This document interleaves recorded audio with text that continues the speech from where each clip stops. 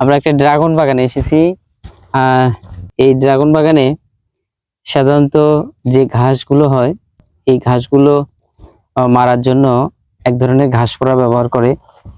সাধারণত যে ঘাস পোড়াটা ব্যবহার করে এই ঘাস পোড়াটা হচ্ছে যে গ্লুফোসিনেট অ্যামোনিয়াম।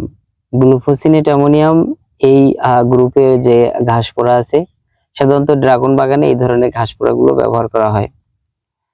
তো সেক্ষেত্রে কি করা হয়, ড্রাগন যে গাছ, এই গাছের আশেপাশে যে ঘাস আছে সেগুলোতে ছিটানো হয়। ড্রাগন গাছে যদি অল্প কিছু লেগেও যায় সেক্ষেত্রে ড্রাগন গাছের তেমন কোনো ক্ষতি হয় না। তবে আমাদের এক চাষি ভাই, সে ভুলবশত সে প্যারাকুয়াট স্প্রে করেছে। প্যারাকুয়াটের এটা হচ্ছে যে গ্রামোসিল। গ্রামোসিল এটা একটা প্যারাকুয়াট। এটা অ্যামকো এগ্রিকালচার ইন্ডাস্ট্রিজ এটা আমদানি করেছে। এটা Hangzhou Kinsey biotech company limited, চীনের তৈরি প্রস্তুতকারক। এটা সাধারণত কোথায় ব্যবহার করা হয়? এটা সাধারণত রাস্তাঘাট অথবা যেসব পতিত জমিতে পুরো ঘাস নষ্ট করা হবে সেসব জমিতে এই প্যারাকুয়াট ব্যবহার করার কথা। কিন্তু আমার চাষি ভাই কি করেছে, তার এই ড্রাগন বাগানের ঘাস মারার জন্য সে এই ড্রাগন বাগানে এটা স্প্রে করেছে। আসলে কি হয়েছে আমরা একটু দেখাই।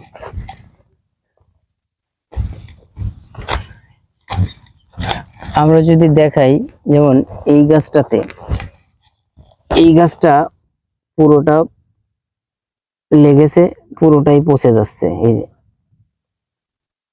পুরোটা পচে যাচ্ছে। এটা যদিও স্প্রে লেগেছে উপরে, কিন্তু এটা কি হবে, প্যারাকুয়াটের ধরন, এটা গাছের যে জায়গাতেই লাগুক, সবুজ অংশে লাগলে এটা আস্তে আস্তে ভেতরে যাবে, ভেতরে যে পুরো গাছটাকে সে আস্তে আস্তে নষ্ট করে দেবে। তো আমি এই জায়গায় আমার চাষি ভাইদের জন্য পরামর্শ দেবো, যারা ড্রাগন বাগানি আছেন তাদের জন্য পরামর্শ, আপনি ড্রাগন বাগানে ঘাস মারার জন্য প্যারাকুয়াট এবং গ্লাইফোসেট এই দুটো গ্রুপের যে ঘাস পোড়া ওষুধগুলো আছে এগুলো ব্যবহার করবেন না।